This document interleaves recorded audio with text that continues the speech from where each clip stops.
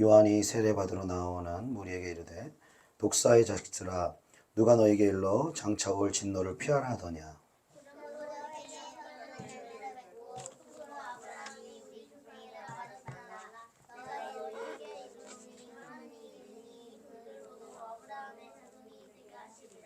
이미 도끼가 나무 뿌리에 놓였으니 좋은 열매 맺지 아니하는 나무마다 지켜 불에 던져지리라. 대답하여 이르되 옷 두 벌 있는 자는 옷 없는 자에게 나눠줄 것이요 먹을 것이 있는 자도 그렇게 할 것이니라 하고,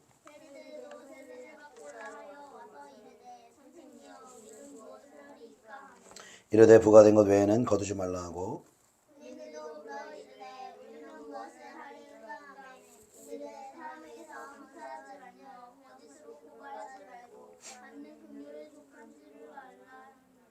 백성들이 바라고 기다림으로 모든 사람들이 요한을 혹 그리스도신가 심중에 생각하니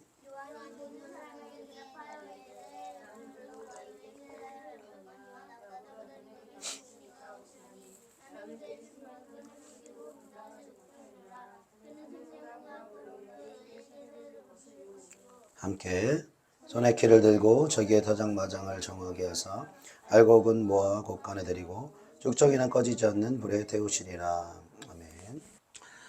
우리 모두는 미래를 준비하는 삶을 각자가 살고 있죠. 고등학생들은 또 대학 입시를 준비해서 대학교를 진학을 준비하고 또 대학을 다니면서 또 여러 가지 이유로 인해서 또 편입 준비하는 또 그런 과정이 있는 분들 계시고, 또 대학을 나오면 또 취업을 준비하고 또 결혼을 준비하고 또 결혼을 하면은 또 내 집 장만 또 이거 꿈이 있지 않습니까? 그래서 내 집 장만을 준비하고, 그래서 그렇게 미래를 준비하면서 이제 노후가 되면 이제 건강이라든지 이런 아프지 않는 영역에 대해서 준비를 하잖아요. 그래서 하지 않던 건강검진도 하고 또 보험도 들고 또 운동도 하면서 이렇게 미래를 또 준비하는 것이죠.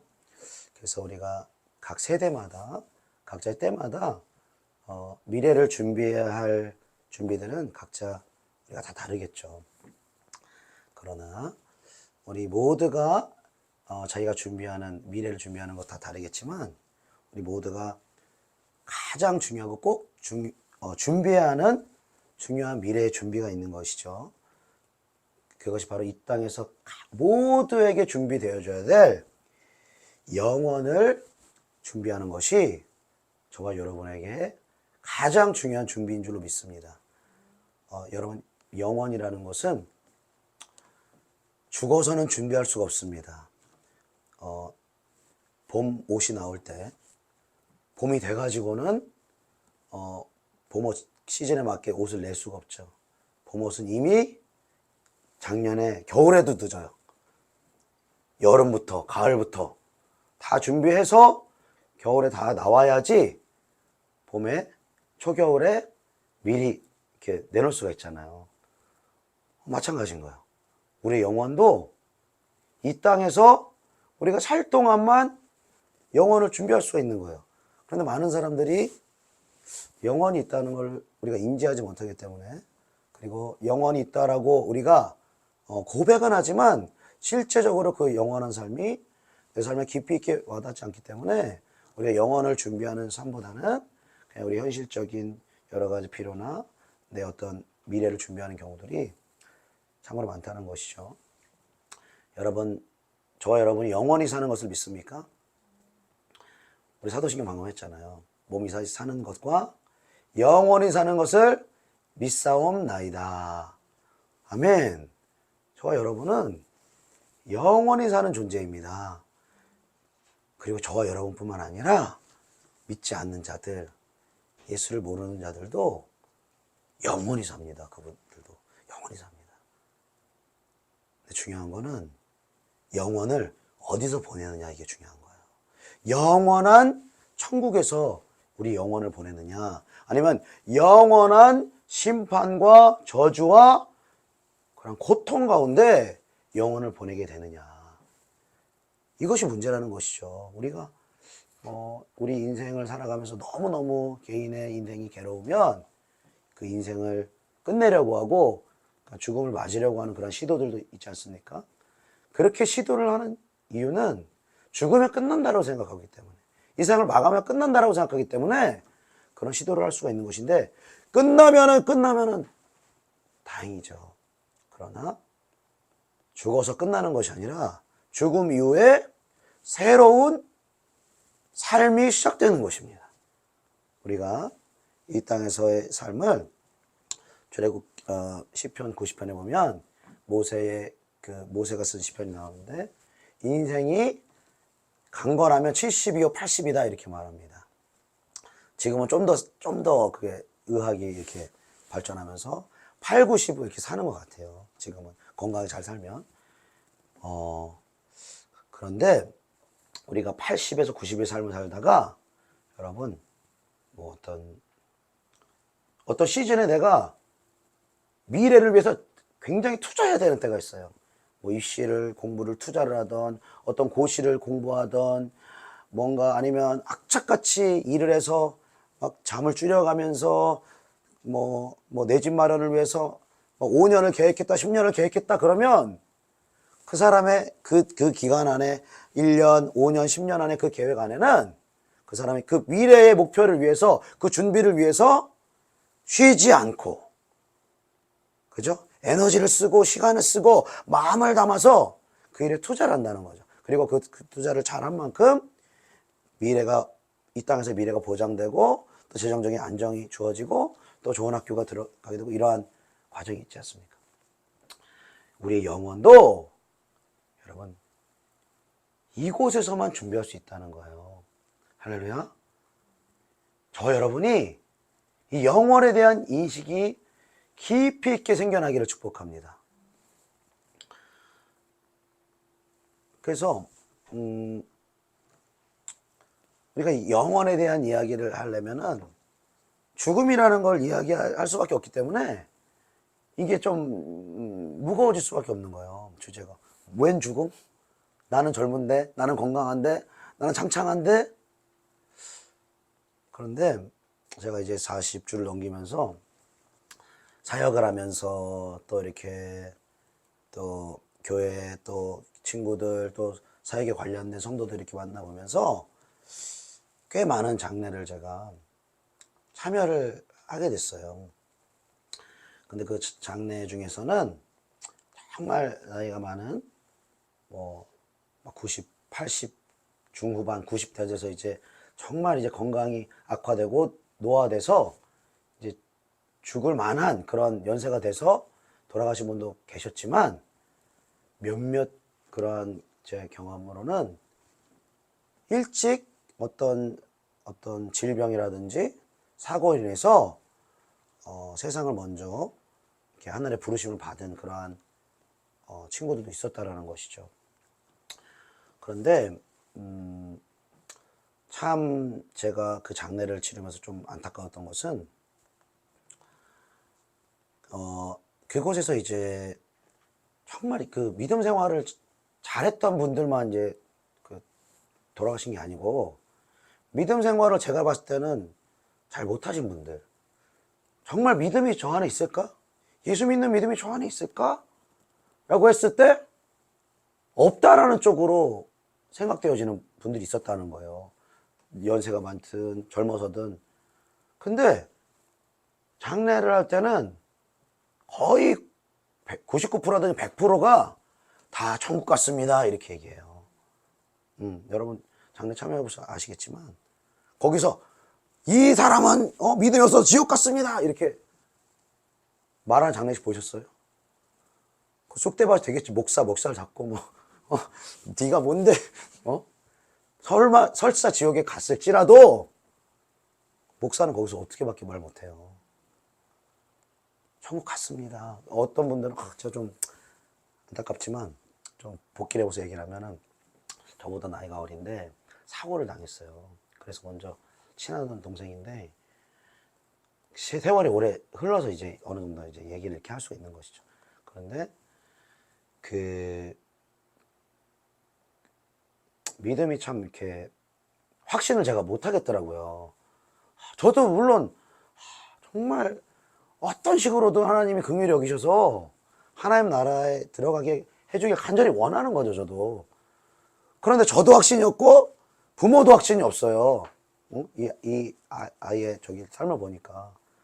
그러니까 어머니가 막 간절히 목사님을 찾아가면서 내 아들 천국 갔겠죠? 천국 갔죠? 막 이런 막 간절한 이 호소들이 있었어요. 그때 목사님이 천국 갔습니다.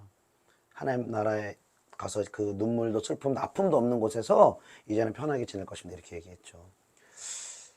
그런 걸 보면서 제가 그 친구나 아니면 다른 많은 장면을 보면서 우리가 목사님이든 누구든 서로 뭐 그래 참 고생을 했고 아팠고 어려웠지만 그래도 천국 갔다 이렇게 하면은 가족의 입장에서 성도된 동료의 입장에서는 위로가 될 수 있겠죠. 그러나 여러분 그 중에 어떤 사람은 여러분 천국이 아니라 영원한 심판의 자리로 나아갔다면 목회자가 천국 갔습니다 라고 해서 그 영혼이 천국 가는 게 아니거든요. 여러분 천국 갈 믿음입니다 라고 해서 저 여러분 천국 가는 게 아니거든요. 우리의 신앙 고백이나 우리의 확신과는 상관없이 하나님 나라에 들어가는 사람도 있고 들어가지 못하는 사람도 있다는 거예요. 그리고 하나님 나라에 들어가는 그 구원의 준비는 바로 지금 이 땅에서만 가능하다는 거예요.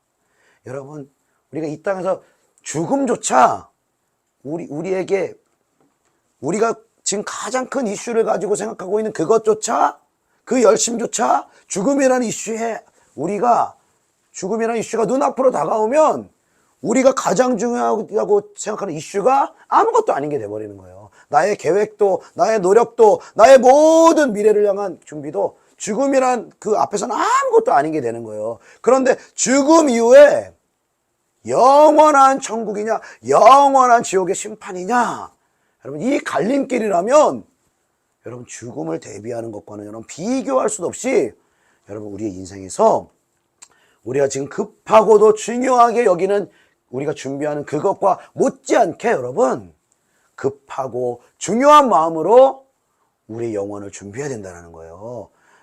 왜냐하면 우리에 앞서서 하늘로 먼저 부르심 받은 수많은 사람들 지금도 뉴스에 나오는 수많은 사람들이 그들이 오늘이 그들의 생의 마지막이었을 줄을 그들이 어떻게 알았겠습니까? 우리는요 누가 하나님 품에 먼저 안길지는 모르는 거예요. 아무도 모르는 거예요. 그렇기 때문에 여러분 지금 기분 나쁘라고 하는 게 아니에요. 나 젊은데 왜 우울한 소리 하냐. 아니에요 여러분. 저도 마찬가지예요. 제가 60대 70대 80대 어르신보다 오래 산다? 어떻게 보장합니까? 아무도 보장 못하는 거예요. 그래서 여러분 우리가 살아있는 동안에 지금 이 순간부터 우리의 영원한 천국과 영원한 심판을 준비해야 할 줄로 믿습니다. 오늘 본문 말씀 보겠습니다. 누가복음 3장 7절 말씀 같이 읽겠습니다. 누가복음 3장 7절 시작. 요한이 세례받으러 나오는 무리에게 이르되 피하라 하더냐. 아멘. 자, 무리들이 요한에게 세례를 받으러 가는 거예요. 여러분 세례를 받으러 간다는 것은 나름대로 회개하러 간다는 것이고 나름대로 죄 용서도 받고 구원도 받고 뭔가 영적인 어떤 좋은 의미를 가지고 나가는 거잖아요. 그런 좋은 의미를 가지고 세례를 받으러 나온 사람들한테 요즘 교회 같으면 할렐루야 어서 오십시오. 세례 날짜 잡으십시다. 너무 환영합니다. 막 이렇게 반겨져야 되는데 갑자기 그렇게 나오는 이들에게 뭐라고 그래요? 독사의 자식들아. 그러니까 하나님의 상식이 너무 우리랑 안 맞아요. 육의 사람은 벌써 시험 들었어요. 교회에서 이래서 독사의 자식들아. 여러분들이 세례를 받아 왔는데 독사의 자식들아 그러면 어떻게 목사님 놀랄 로짱인 것이죠. 근데 왜 소아라반이 어떻게 그 말했죠? 그들의 중심을 보는 거예요. 그들이 어떤 마음으로 세례 받으러 나오는지 뭐라고 그러는 거예요. 독사의 자식들아라고 하면서 누가 너희에게 일러 장차올 진노를 피하라 하더냐. 이 말이 무슨 말입니까? 쉽게 지옥 판결만을 피하려고 하는 거예요. 쉽게 천국에 대한 사모함도 없어요. 하나님 나라를 확장하고 하나님께 영광 드리려는 마음도 없어요. 그냥 지옥을 안 가고 싶은 거예요. 지옥 판결만 피하고 그냥 이 땅에서 어떻게든 잘 되기를 바라는 마음으로 그냥 구원의 확신, 구원의 그 어떤 티켓, 천국행 티켓 받으려고 그렇게 쉽게 구원을 얻으려고 나아가는 거예요. 여러분, 지금 우리나라 이 대한민국이요, 사실 굉장히 그 안보적으로 위험한 상황입니다. 북한에서 계속 미사일로 도발하고 있죠. 그리고 핵이 이미, 오늘 무서운 얘기 많이 해서 죄송합니다. 핵이 이미 준비가 돼 있어. 그것도 드론으로도 날릴 수 있지, 잠수함으로도 날릴 수 있지, 어떤 식으로든 미국까지 갈 수 있는 핵탄두가 지금 완성이 됐어요. 그리고 지금 우리나라 근처, 우리나라 해안과 그리고 대만과 동아시아에 지금 미국과 중국과의 갈등들, 그리고 핵잠수함 지금 부산 앞바다 와 있잖아. 이미 와 있다고요. 지금 여차하면 지금. 그러니까 우리나라 사람들은 이게 감흥이 없어. 지금 워낙 지금 우리나라 잘 살고 막 케이팝 유명하고 막 분단된 지 너무 오래되니까 이게 안전 불감증에, 안보 불감증이 걸린 거예요. 근데 오히려 주변 나라들, 오히려 미국에 있는 한국 사람들 막 불안해하면서, 한국 사람들 어떻게 저렇게 불안한데 어떻게 저렇게 막 이렇게. 그러니까 현실을 알면, 우리나라의 현실을 알면 더 걱정하는 거예요. 더 불안해하는 거예요. 그리고 그걸 대비할 수 있는 어떤 것들을 마련해 놓겠죠. 그죠? 근데 그런 현실을 모르면, 그러니까 두 가지예요. 현실을 모르거나 믿음이 워낙 좋거나. 믿음이 좋은 줄로 믿습니다. 믿음이 좋은 쪽으로 우리가 가는 거죠. 현실이 어려워도 그런 두려워할 만한 상황에서 우리가 믿음이 있다라면 죽으면 죽으리라 하는 거예요. 왜? 죽으면 천국 가면 되는 거고. 할렐루야. 자, 안보도 우리가 모르면 그냥 무식하면 용감하다고 그냥 두려움이 없는 거예요. 영적인 실상을 우리가 모르면 두려움이 없는 거예요. 내가 정말 구원받았는지, 정말로 내가 지금 죽어도 영원한 생명의 그 천국에 갈지 아니면 지옥의 심판을 받을지, 그 영원한 심판에 대한 이 자각과 두려움이 없기 때문에 많은 신자들이 당연히 천국 간다고 생각한다고요. 당연히 지옥은 안 간다고 생각한다고요. 그런데 세례 요한이 8절에 뭐라고 말씀하십니까? 8절 같이 읽어봅시다. 8절 시작. 그러므로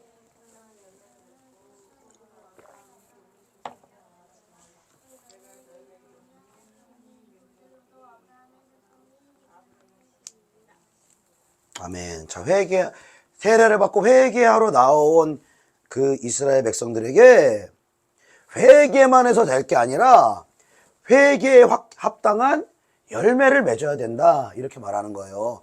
그냥 회개하고 구원의 확신 가지고 이렇게 해서 구원받는 게 아니라, 너희가 확실하게 구원받으려면 회개에 합당한 열매가 있어야 된다라고 말하면서 구원받지 못하는 사람에 대해서 말하는데 뭐라고 말하냐면, 너네 속으로 아브라함의 자손이라고 생각하지 마. 이 말이 뭡니까? 나 모태신앙이야. 3대째 기독교 집안이야. 내 부모님 목사님이셔, 장로님이셔, 권사님이셔. 이런 집안의 신앙 배경, 이거 자랑하지 말라는 거예요. 자, 그리고 여러분, 우리가 구원의 확실성을 잘못 두고 있는 영역이 또 뭐냐면 세례 받는 거. 저 여러분이 나이로는 중학생 때 그 세례를 받을 수가 있어요.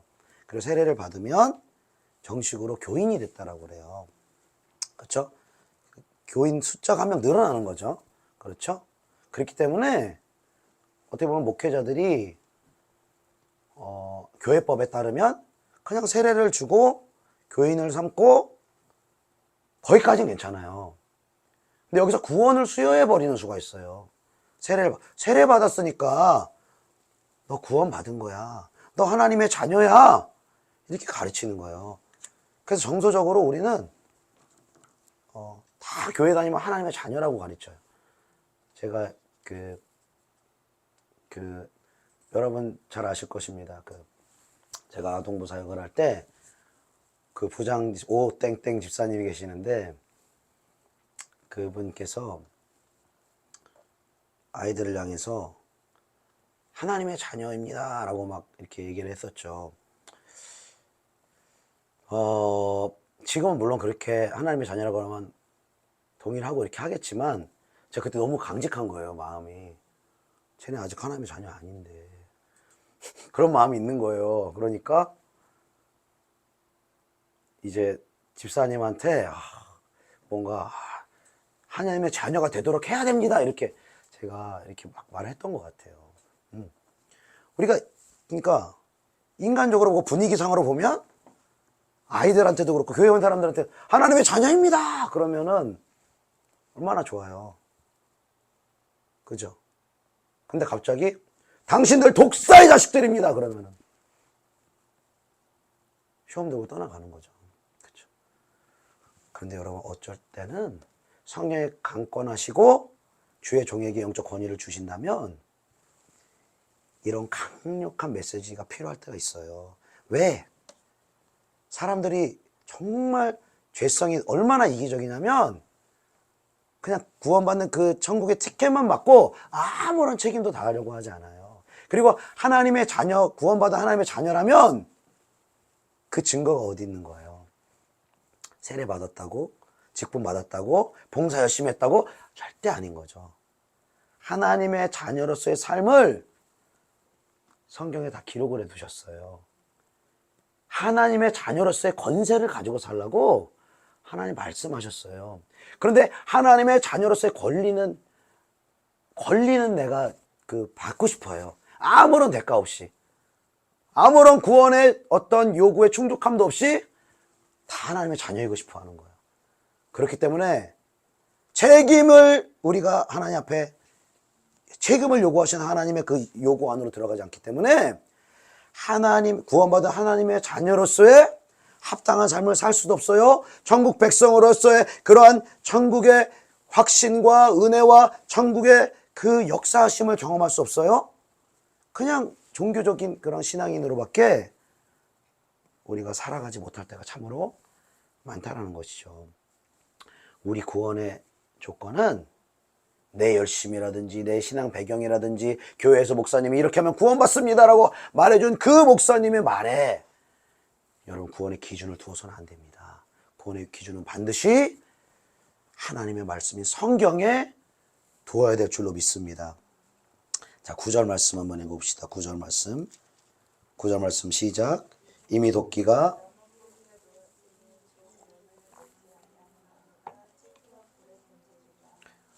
좋은 열매 맺지 않은 나무마다 찍혀 불에 던져지리라. 이거를 다르게 해석을 하면 안 돼요. 찍혀서 불에 던져지는 게 뭐예요, 여러분? 이게 지옥 간다는 거예요, 여러분. 지옥 간다라는 겁니다. 17절도 읽어봅시다. 17절 시작. 손에 키를 들고 자기의 타작마당을 정하게 하사 알곡모아 곳간에 들이고 쭉정이는 꺼지지 않는 불에 태우시리라. 응? 쭉정이는 꺼지지 않는 불에 태운다. 이게 어떤 의미를 말하고 있는 거예요? 지옥 간다라는 거예요. 그냥 우리가 이 땅에서 뭐 고생하겠지, 연단을 받겠지, 이런 식으로 우리가 해석을 하면 안 되는 거예요. 지옥 간다라는 거. 예수님이 우리가 그렇게 인자한 것으로 알고 있고 그렇게 인격적으로 알고 있는 예수님이 여러분 신약 성경에서 지옥을 가장 많이 말씀하십니다. 몸은 죽여도 영혼은 능히 죽이지 못하는 자들을 두려워하지 말고 오직 몸과 영혼을 능히 지옥에 멸할 수 있는 이를 두려워하라. 예수님이 계속 말씀하시면서 독사의 자식들아, 이 뱀의 자식들아, 바리새인과 서기관들에게 하시면서 너희가 성도들을 얻으려고 두루 온 땅을 살펴서 성도들을 모으는데 너희들보다 배나 지옥 자식이 되게 한다. 그래서 지옥에 대해서 말하는 거예요. 이게 우리 신자들이 천국은 직면하길 좋아해요. 깊이 직면하지 않고 그냥 슬쩍 직면하길 좋아하죠. 그냥 티켓만 따고 이 땅에서 잘 되기를 이렇게 바라는 거죠. 근데 여러분, 천국 이상으로 여러분 지옥을 직면해야 합니다. 육신으로는 여러분들이 듣기가 거북할 수도 있어요. 어려울 수도 있어요. 그러나 이 지옥을 반드시 직면해야 돼요. 저와 여러분의 영혼이 지옥을 직면하고 저와 여러분의 주변 사람을 향해서 지옥이 실제적으로 여러분 직면되어지면 우리의 시야가 바뀌는 거예요. 우리의 삶의 우선순위가 바뀌는 거예요. 그러니까 내 삶에서 무엇을 가장 최우선으로 해야 되는가? 이게 달라지는 거예요. 그리고 다른 사람들을 바라보면서 내 가족들을 보면서 우리 부모님들이나 이렇게 자녀들을 보면서 기도 제목을 냅니다. 뭐 내 자녀가 이렇게 잘 되게 해주시고 또 이렇게 하게 해주시고, 제가 어떤 모임에 가니까 어떤 분이 막, 제 나이는 이제 40대는 사회에서 이제 한창 활동적으로 일하는 나이예요. 그리고 저는 그때 당시에 이제 목회를 안 하고 있었기 때문에 자리가 이제 좀 불투명한 상황이었죠. 저는 이제 그런 상황인데, 뭐 기도 제목 이렇게 부모님들이 이렇게 자녀들 기도 제목 하면서, 이제 제 또래의 그 동년배 이게 그런 사역자신데, 누구는 이번에 어떤 학교 교수 되셨대, 교수님 됐대, 뭐 그런 거. 그러면은 막 다 축하해, 축하하고, 야 누구 이번에 누구 지금 막 아파트값 올랐대, 막 집 샀대, 막 이거, 응? 복 받았대, 근데 그거 너무 감사한 일이죠. 교수 된 거 감사한 일이고 집 산 거 감사한 일이죠. 근데 어떤 사람들 보니까 지금 그 사람 안에 믿음이 없어요. 그 사람 안에 예수 믿는 믿음도 없고 거듭난 증거도 없고 믿음으로 살아가지도 않아요. 근데 세상에서 잘 됐어요. 그러면 다 좋아요. 막. 근데 영적으로 보면은 좋아할 게 아니고 탄식을 해야 될 때예요. 탄식해야 될 때예요. 저와 여러분의 가족들 중에 사회적으로 뭐 지금 뭐 이렇게 성공하지 못했다거나 자리를 못 잡았다거나, 여러분 이거 괜찮습니다. 이거 괜찮아요. 그러나 여러분의 가족 중에 아직도 구원받지 못한 영혼이 있다라면, 아직도 예수 믿는 믿음이 그 안에 심겨지지 않았다면 정말 심각하게 생각을 하셔야 합니다. 정말 심각하게 생각해. 그리고 그 구원을 여러분 누구에게 맡기는 거예요? 구원받은 저와 여러분에게 맡기는 것입니다. 그 영혼을 위해서 기도하라고, 그 영혼을 위해서 섬기라고, 아주 다른 관점으로 그 사람들을 바라보게 되는 것이죠. 자, 그러면 여러분, 우리가 오늘 말씀에서 회개에 합당한 열매를 맺으라고 이 세례 요한을 통해서 우리가 배우게 됐는데, 여러분 회개에 합당한 열매를 어떻게 맺을 수 있을까? 우리 마태복음 7장을 한번 좀 펴봅시다.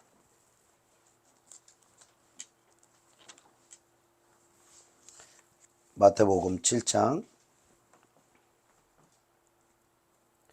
18절로 20절 말씀 같이 있습니다. 시작. 좋은 나무가 나쁜 열매를 맺을 수 없고 못된 나무가 아름다운 열매를 맺을 수 없느니라.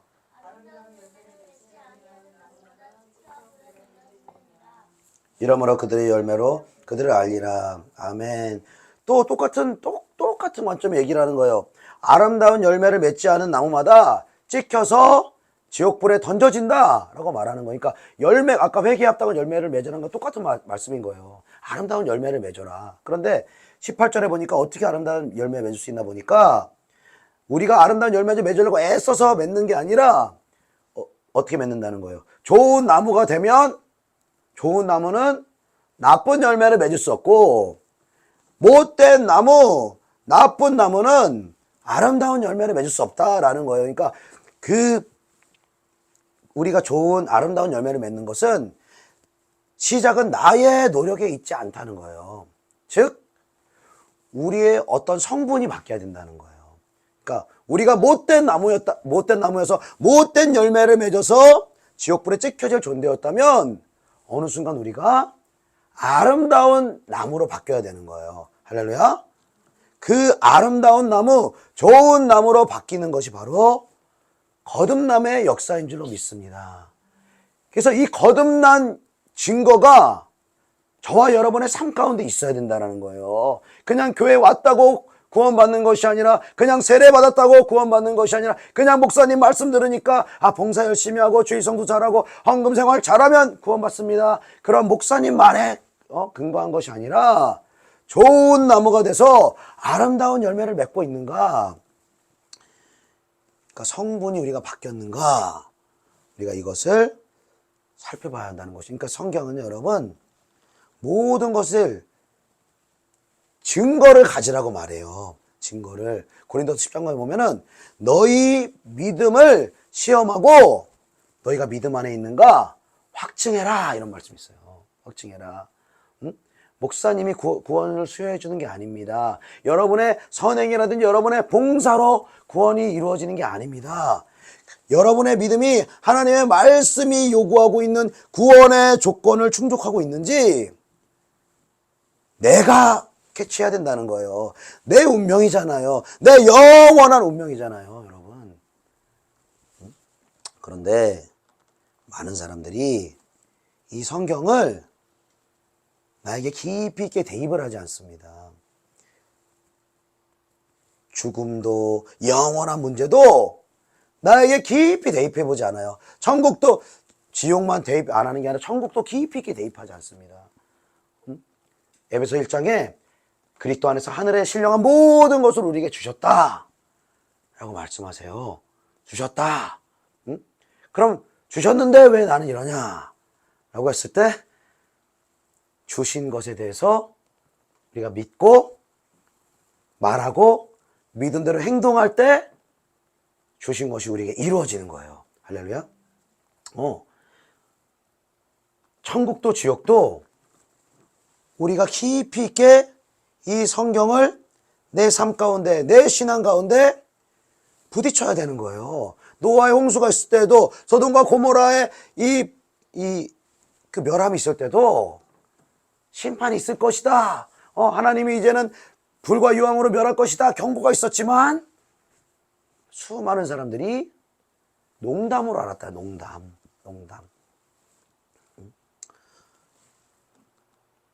그래서 이 천국과 지옥에 대해서 분명한 나의 구원의 확신이 성경적으로 세워져야 될 줄로 믿습니다. 여러분, 그러면 어떤 분은 그럴지도 몰라요. 아니, 뭐 아름다운 열매가 맺혀야 됩니까? 뭐 행동이 따라야 됩니까? 예수 믿음으로 구원받는 거 아닙니까?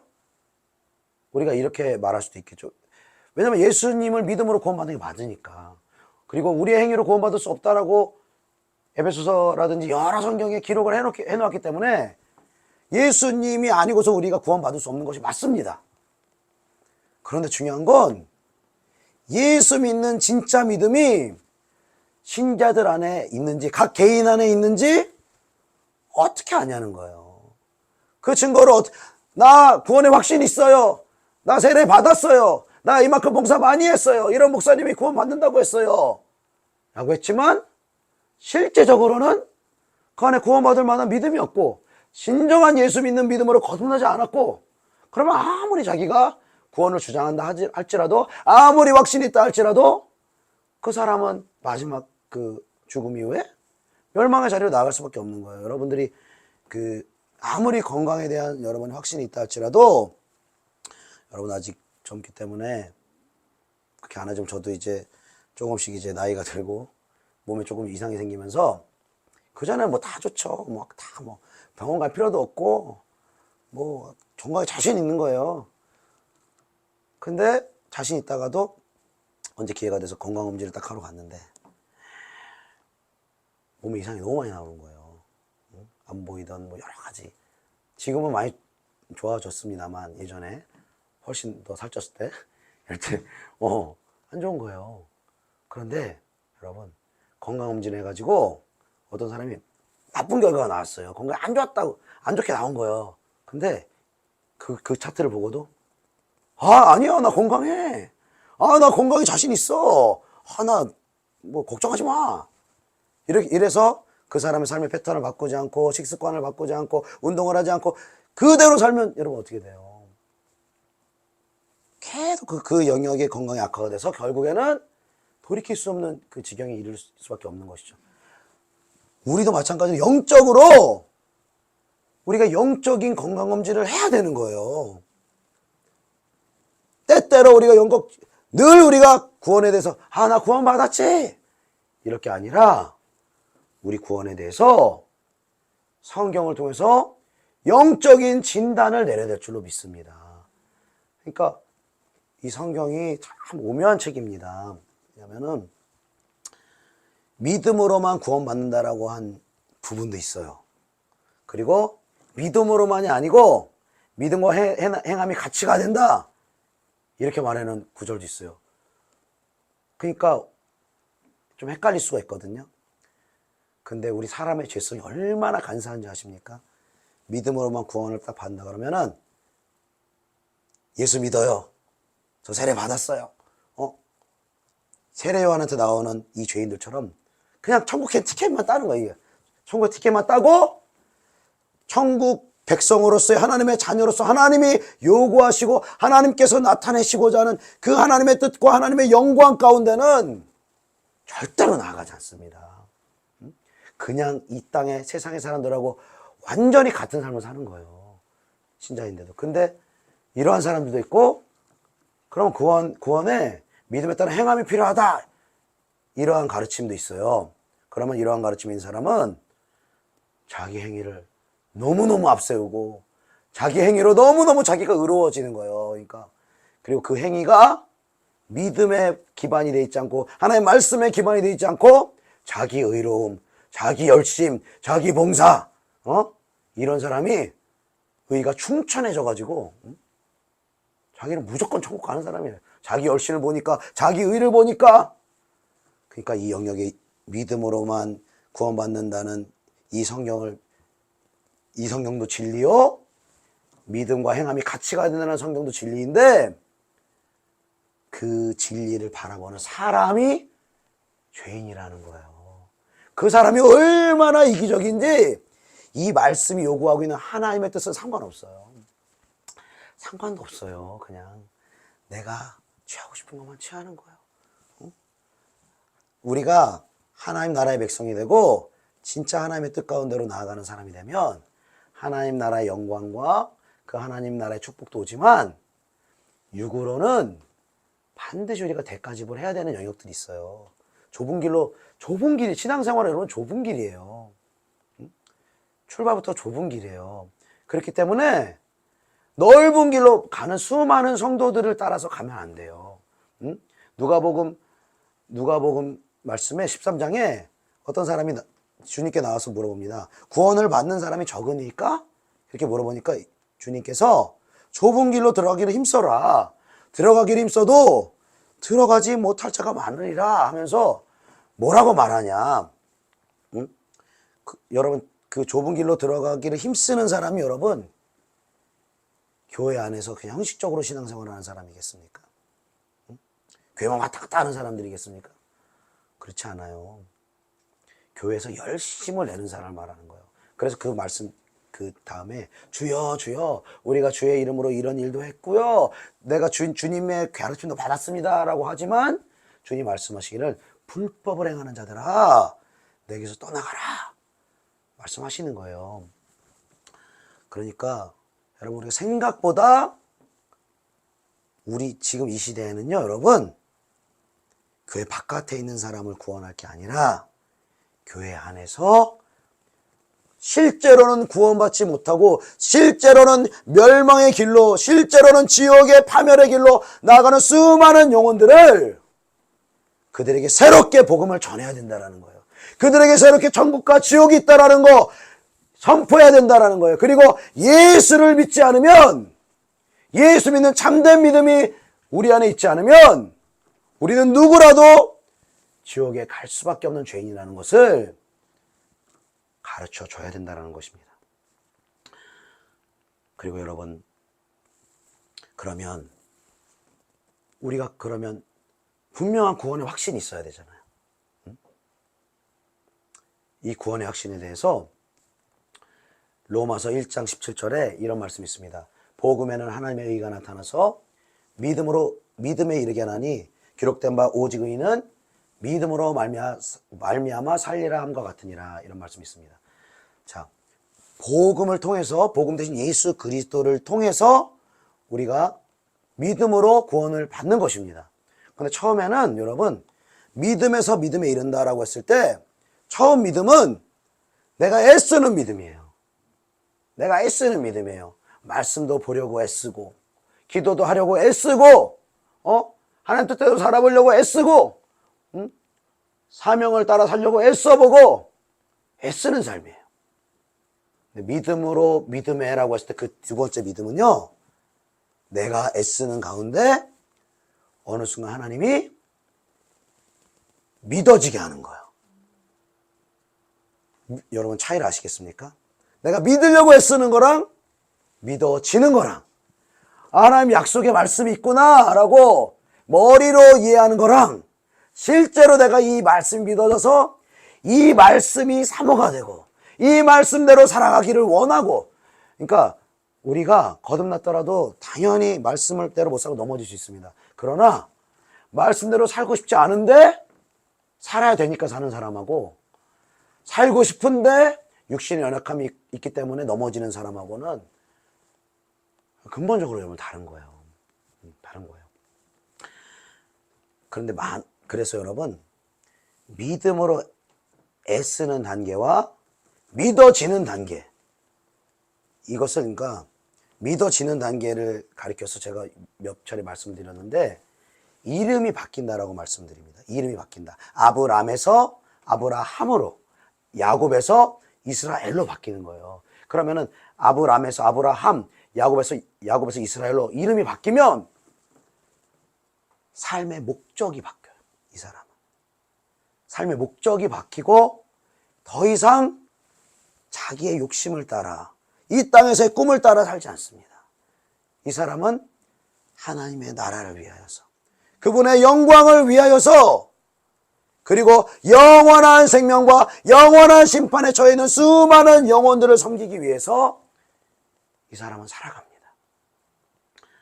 여기서 우리가 진단을 내려봐야 돼요. 진단을. 이 구원이라는 것은 누구도 알 수가 없어요. 이 진단을 누가 내려야 되냐?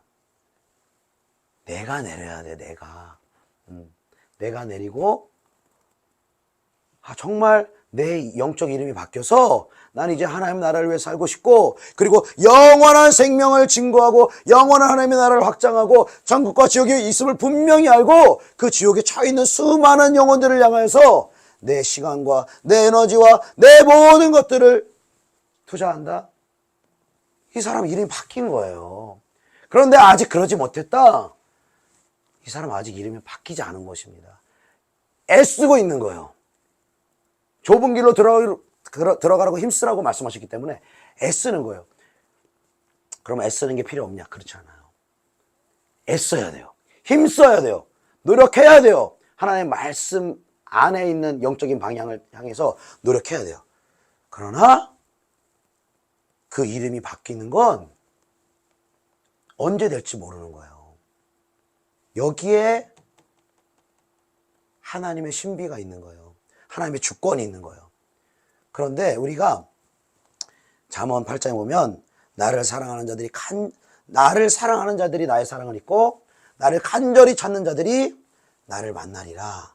주님 약속을 주셨습니다. 우리가 주님을 간절히 찾고, 주님 내가 이름이 바뀌기를 원합니다. 이제는 형식적인 신앙생활하고 싶지 않습니다. 이제는 그 구원이 나에게 분명해지기를 원합니다. 여러분, 이 구원이 일단은 나에게 분명해져야 돼요.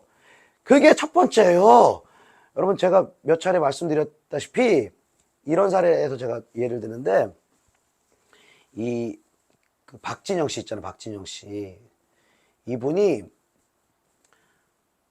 이 모든 성공을 다 이루고 났는데도 자기에게 채워지지 않는 것이 있고, 죽음이 두렵고 죽음 이유가 두려운 마음이 이 사람한테 찾아오므로 이 사람이 이제 모든 경전들을 파보다가 성경을 보면서 그 예언의 말씀이 성취된 것들을 이제 쭉 이스라엘에 가서 성경 공부하고 또 나가서 이스라엘 역사를 공부하고 또 그런 자료들을 확인하면서 그 성경이 진리라는 것을 이 사람이 믿게 된 거예요.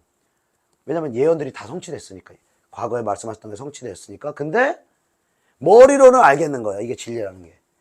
근데 이게 가슴으로 믿어지지가 않는 거야. 가슴으로 예수가 나를 위해 죽었구나. 예수가 나의 구원자구나. 나는 이제 천국 백성이구나. 이게 가슴으로 믿어지지가 않는 거예요. 머리로는 다 알겠는데, 머리로는 다 동의하겠는데 가슴으로 믿어지지가 않는 거예요.